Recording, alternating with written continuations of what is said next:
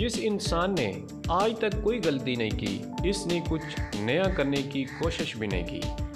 ऐसा ही कुछ मानते थे दुनिया के अजीम साइंसदान आइंस्टाइन 14 मार्च 1879 को पैदा हुए।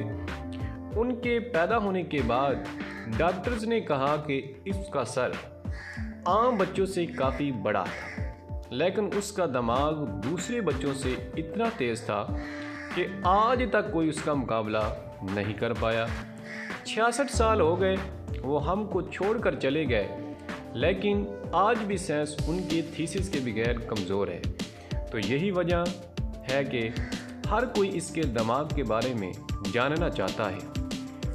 आखिरकार इसके दिमाग में ऐसा क्या था जो उसको इस मकाम तक लेकर आया।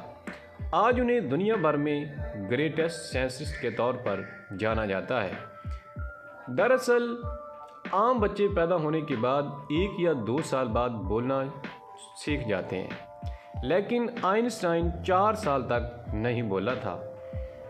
लेकिन जब वो एक दिन अपने पेरेंट्स के साथ रात के खाने में बैठे थे तो अचानक आइंस्टाइन ने कहा कि सूप बहुत गर्म है। अपने बेटे को इस तरह साफ बोलते सुनकर उसके पेरेंट्स हैरान रह गए और खुश भी हुए।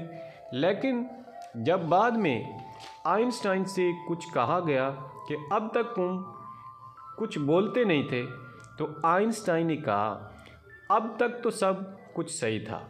आइंस्टाइन से जुड़े अजीबो गरीब किस्से यहाँ ही नहीं रुके।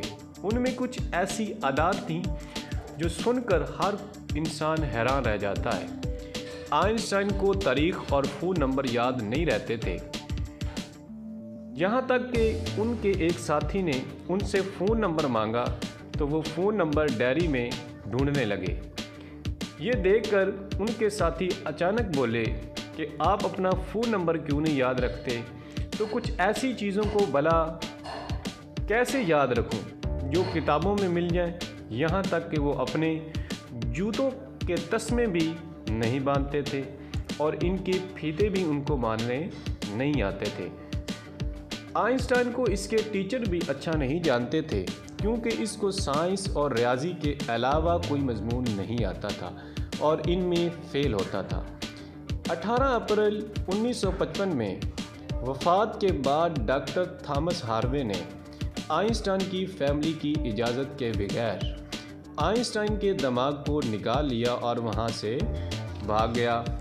इस हरकत के लिए डॉक्टर हार्वे को नौकरी से निकाल दिया गया, लेकिन उन्होंने कहा कि ऐसा सिर्फ उन्होंने रिसर्च के लिए किया है और वो वादा करते हैं कि वो आइंस्टाइन के दिमाग की पर रिसर्च ज़रूर करेंगे ताकि आने वाले वक्त में इससे साइंस और इंसानों दोनों को फ़ायदा हो सके। लेकिन रिसर्च की इजाज़त ना मिली। फिर उसने आइंस्टाइन साइंसदान के दिमाग को एक जार में बंद रखा। आइंस्टाइन के बेटे की वफ़ात के बाद उसने आइंस्टाइन के दिमाग पर काम करना शुरू किया और आइंस्टाइन के दिमाग का वज़न किया, जिसका वज़न 1230 ग्राम निकला, जो कि एक आम आदमी के दिमाग का वज़न 1400 ग्राम होता है। आम आदमी का इंसान का दिमाग से ये काफ़ी छोटा था।